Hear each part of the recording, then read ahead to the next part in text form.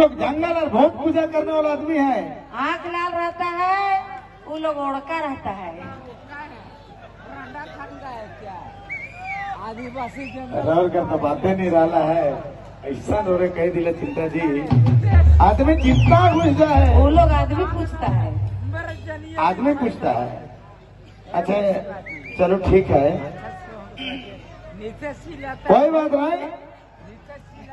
एमन के मैया समान योजना 2500 मिला था। हम लोग अभी गाएंगे, कोटा में मिलेला मौके।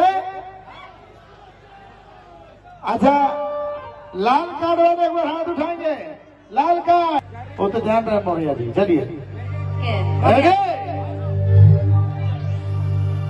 उनको जानते हैं, कुंडली बनाते हैं, नहीं जानेंगे? देखो आप भविष्यवाणी करते हैं। मत दिखवाइएगा, उल्टा दिन गिनती शुरू हो जाएगा। चलिए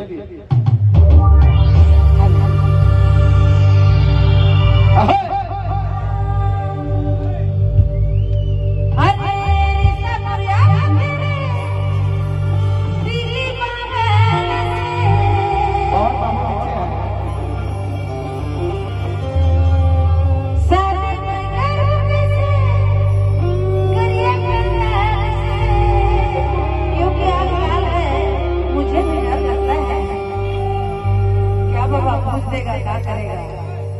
और तो क्या रहता है लाला, कर दो मुझे माफ तो।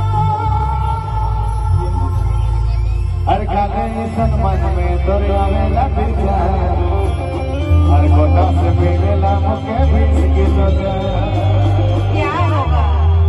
अभी तो 2 आदमी है, बाद में 3-4 होगा। 20 किलो में क्या होगा?